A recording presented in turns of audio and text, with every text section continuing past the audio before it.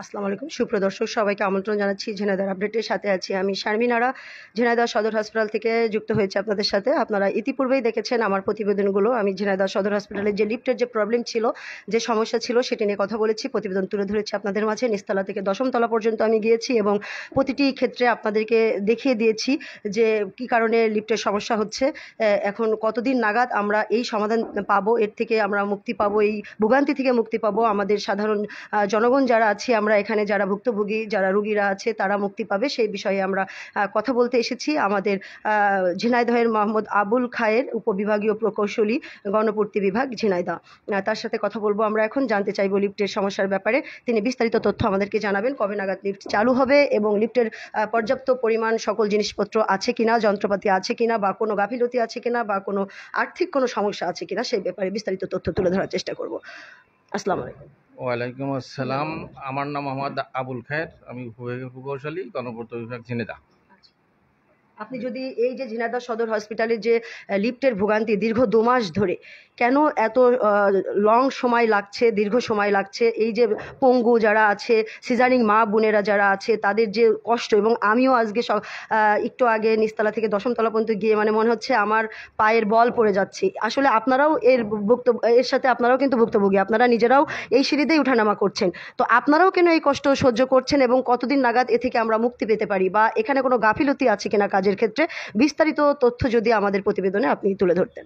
Thank you. আসলে এখানে গাফলিতির তো বিন্দু পরিমাণ কোনো গাফলিতি নাই, কারণ এটা একটা প্রজেক্ট, এটা একটা ভার্টিক্যাল এক্সটেনশন হচ্ছে। এখানে সিভিলের কাজও আছে, যে লিফটটা আমরা ভার্টিক্যালের সাথে সাথে এটাও ভার্টিক্যালে নেওয়া হচ্ছে এবং সেখানে লিফট কোর তৈরি করা হচ্ছে নতুনভাবে।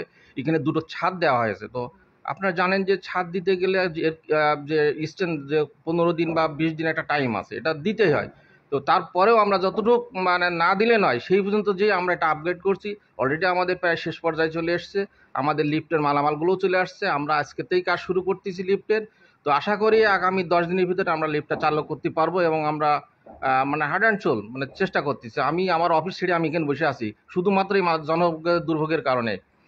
তা নাহলে তো এই প্যাটার্ন না। যারা মেরামত করবেন বা যারা কাজ করবেন, তারা কি এসেছেন? হ্যাঁ, তারা অলরেডি, হ্যাঁ, তারা অলরেডি মালামাল পৌঁছে গেছে এবং ওনারা আর মানে সম্ভবত 10-20 মিনিট ভিতরে এখানে ইন করবে। আমি এখানে সেজন্য বসে আছি। হ্যাঁ, আমরা উপরে দেখতে পেলাম, আমি নিজে সরজমিনে গিয়েছিলাম, 9তলা 10ম তলায় গিয়েছিলাম। হ্যাঁ, মালামাল এসেছে এবং ওখানে খুবই ক্ষুদ্র কাজ আছে।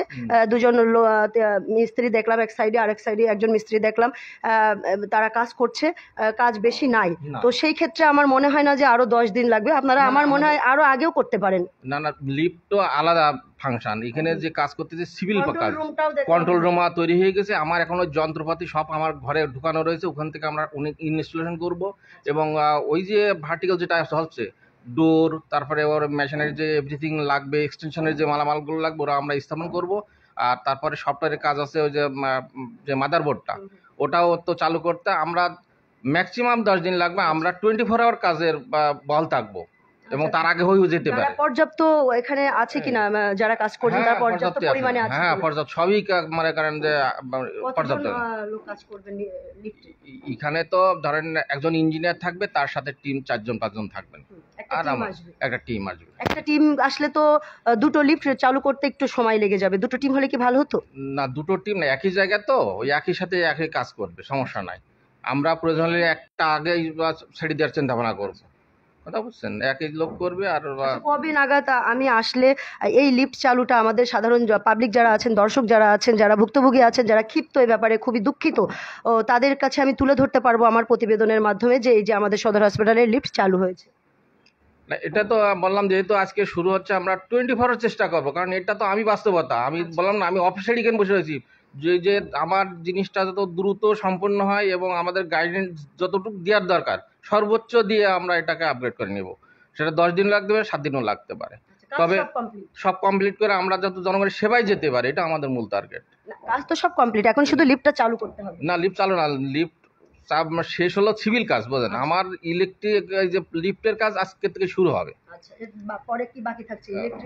না, এরপর এইটা শুরু মানে এই স্থাপন করে লাইন টাইন দিয়ে কমপ্লিট করে ওটা আবার সফটওয়্যারে সেট করতে হয় আর কি। তো সেটা করতে আমার ম্যাক্সিমাম 10 দিন আমরা সময় নিচ্ছি। এর ভিতরে 24 আওয়ার তারা এখানে থাকবে, থাকার ব্যবস্থা এখানে। 24 আওয়ার তারা কাজ করবে আর কি। আচ্ছা। এই লক্ষ্যে আমরা আগাচ্ছি। ধন্যবাদ। দর্শক, আমরা কথা বলছিলাম মোহাম্মদ আবুল খায়ের, উপবিভাগীয় প্রকৌশলী, গণপূর্তি বিভাগ, ঝিনাইদহ। তার সাথে কথা বলছিলাম। তিনি আমাদেরকে যেমনটি জানাচ্ছিলেন আমাদের ঝিনাইদহ সদর হসপিটাল নিয়ে তিনি আমাদেরকে জানাচ্ছিলেন যে ঝিনাইদহ সদর হসপিটালের লিফটের যে সমস্যা ছিল সেই সমস্যা ইনশাল্লাহ আপনারা বিগত যে সময় আসছে খুব অল্প সময়ের মধ্যে 10 দিনের মধ্যে ইনশাল্লাহ তারা সমাধান করার চেষ্টা করবে। তারা 24 ঘন্টা কাজ করে হলেও সাধারণ জনগণের এই দুর্ভোগ থেকে তারা মুক্তি দেওয়ার চেষ্টা করবে। এই আমাদেরকে তারা এই প্রতিশ্রুতি দিলেন। আমি সাথে থাকবো ইনশাল্লাহ। আপনারা আমাদের সাথে থাকবেন, নিউজটি শেয়ার করে সবাইকে দেখার সুযোগ করে দেবেন এবং আপনাদের কোনো মতামত থাকলে, কোনো বক্তব্য থাকলে আপনারা কমেন্টের মাধ্যমে করতে পারেন।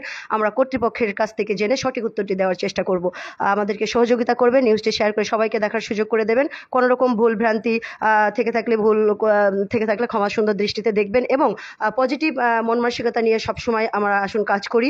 আমরা সকলে সব মিলেমিশে কাজ করি, তবে আমরা ঝিনাইদহকে তিলোত্তমা নগরী হিসাবে গড়ে তুলতে পারবো এবং আমরা আমাদের ঝিনাইদহ সহ ঝিনাইদহর বাইরের জেলা সারা বাংলাদেশকে আমরা মাননীয় প্রধানমন্ত্রী জননেত্রী শেখ হাসিনার স্মার্ট বাংলাদেশ হিসাবে গড়ে তুলতে পারবো সকলে একত্রিত হলে। তো এই ছিল সর্বশেষ আপডেট ঝিনাইদহ সদর হাসপাতাল থেকে। পরবর্তীতে আমি আবারও যুক্ত হব, আপনাদেরকে দেখানোর চেষ্টা করব লিফটের পরবর্তী আপডেট নিউজ নিয়ে। সে পর্যন্ত সবাই ভালো থাকবেন, সুস্থ থাকবেন, সত্যের পথে থাকবেন। সত্যের জয় হোক। আসসালামু আলাইকুম।